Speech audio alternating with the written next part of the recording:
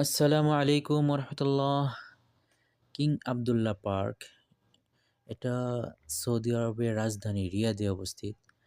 আর আমার বাসার পাশেই এই পার্কটি। তো মাঝে মধ্যে আমরা ঘুরতে যাই।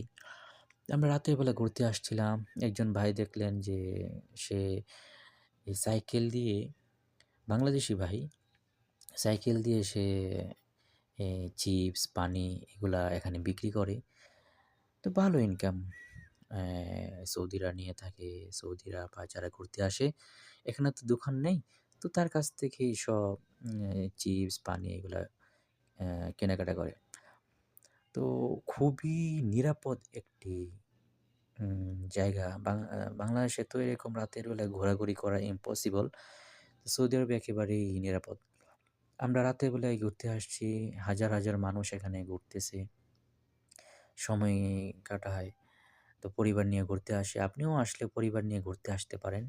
আর এটা কিং আবদুল্লাহ পার্কটা হচ্ছে মালাজে অবস্থিত, সৌদি আরবের রিয়াদ মালাজে। তো আপনি যদি পরিবার নিয়ে আসেন, অবশ্যই এখানে ঘুরতে আসবেন। ভিতরে ঢুকতে হলে টাকার টিকিট কাটতে হয়। দেখেন ছোটো, ছোটো বাচ্চারা কিন্তু ঘুরতেছে, দেখলেন? সাইকেলিং করতেছে। তো খুব সুন্দর, আরেকজন যাইতেছে। তো অবশ্যই রিয়াদে আসলে কিং আবদুল্লাহ পার্কে ঘুরতে আসবেন। ভালো থাকবেন। আসসালামু আলাইকুম রহমতুল্লাহ।